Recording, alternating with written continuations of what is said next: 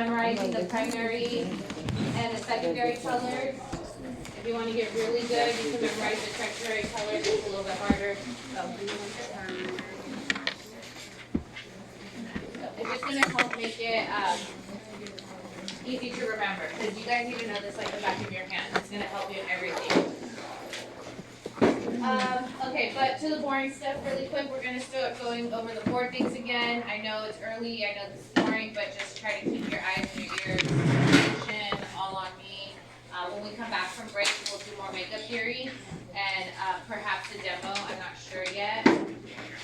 But if you don't know what to do later, like I said, practice that color wall. I'm going to pop quiz you guys all the time now.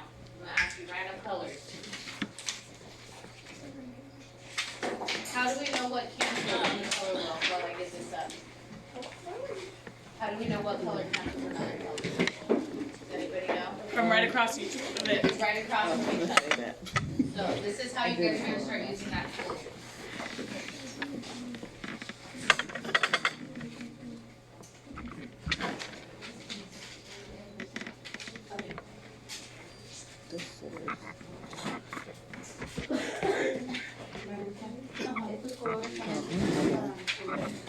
Yes, this color theory is in for everything. It has to do with your skin, your hair, makeup. When we're formulating for colors, it's considered color theory. It's kind of its own thing. Like I said, it gets confusing, but we learn this in kindergarten. It's pretty easy. It's just basic rules of color.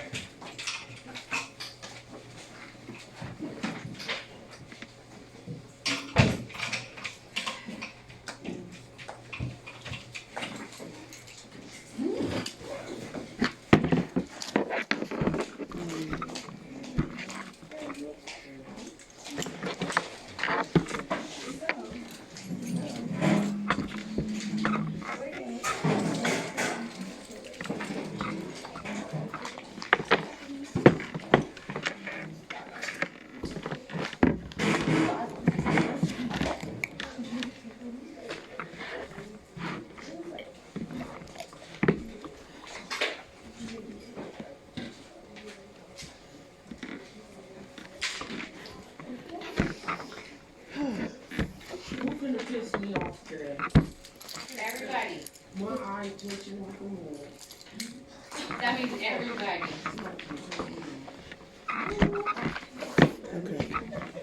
You ever make yourself mad before anybody else? That never happened? You never made yourself mad before anybody else could? Alright, health and safety, board of barbering and cosmetology. The ins and the outs, all the things we need to know. I feel like I don't have balance space. Who remembers, what do we remember about the board? This is the middle. Who does the board have jurisdiction over? These are like the ones. We talked about this a little bit last week. Who does the board have jurisdiction over? Cleaning regulations? Yeah, so who's cleaning regulations? State board. State board regulates who? You. Cosmos, barbers, thank you, that's what I'm looking for. Cosmos, barbers, manicurists, do we remember this? Does it sound familiar? Thank you. Okay, so the manicurists, the cosmos, the barbers, the electrologists, the estheticians, they are all regulated by the board. I got a whole bunch of them out there. It's not true.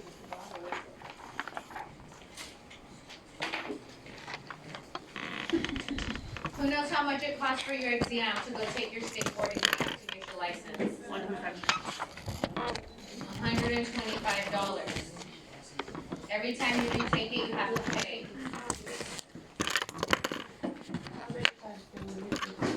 I don't know that answer. I don't know that there's a cap.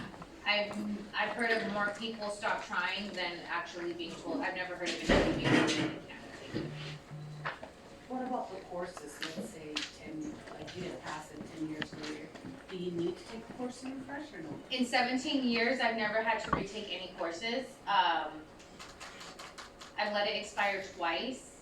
by default, just because of, one time it's because I had the barber license already, so I was like, whatever, I don't care if the other one expires, I don't have extra money. To renew it is only like $75, it's not a lot, so, they have a pretty long grace period. During COVID, they were just renewing them for you. My sister's got renewed automatically, I didn't, mine didn't. That's it. I think mine expired before COVID though, so they do cost money to, renew. Miss Lily, have you ever heard of anybody having to retest for state board? No, you just pay for it. That's it. Yeah, that's what I thought, I was gonna say, I haven't, in my life, I've never heard of that. If you go to another state, you may have to retest so that your license is considered valid in their counties. That depends on the state. We used to be a 1,600-hour state, so we were pretty much valid in almost every state. Now that it's a 1,000-hour program, you have to check with the state you're gonna work in, because they are all different.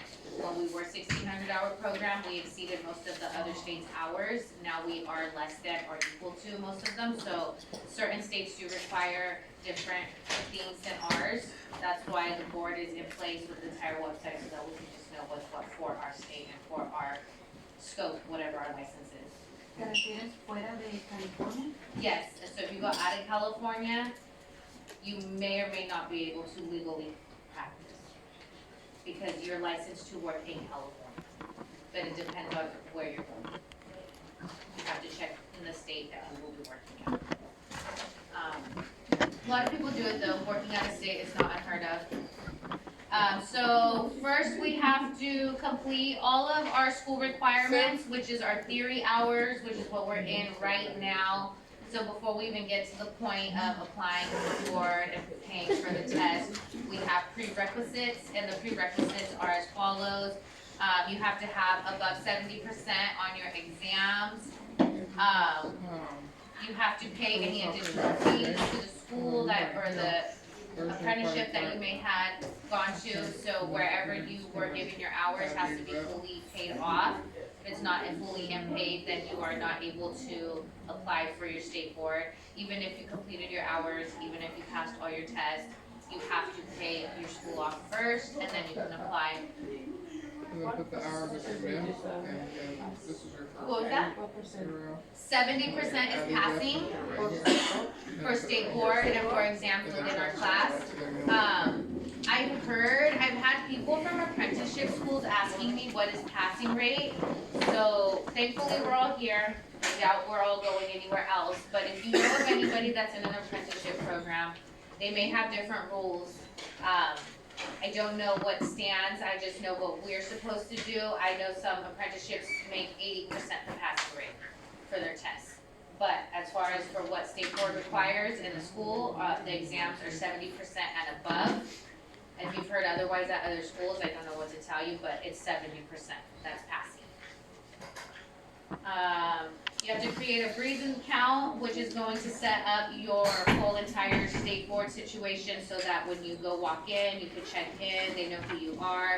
They're going to check your ID, you have to have a legal ID.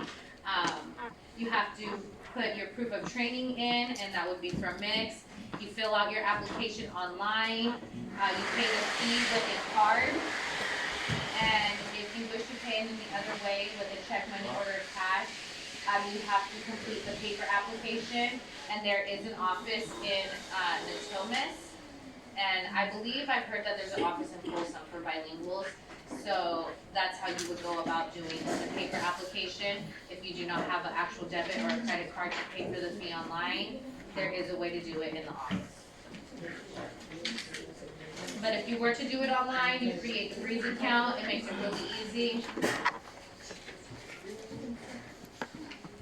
What to expect when you are inspected. Hold on real quick. Can you let everybody know when they fill out their progress under their time cards that they can put their full name, last and first? You guys hear that? Full first and last name on your time cards. Just so we're aware, and we're talking about state board right now, this is a legal document. This legal document is binding you to your hours that we have gone through state board curriculum to make sure that you have carefully received everything that they require. So that's why you don't get to take them home.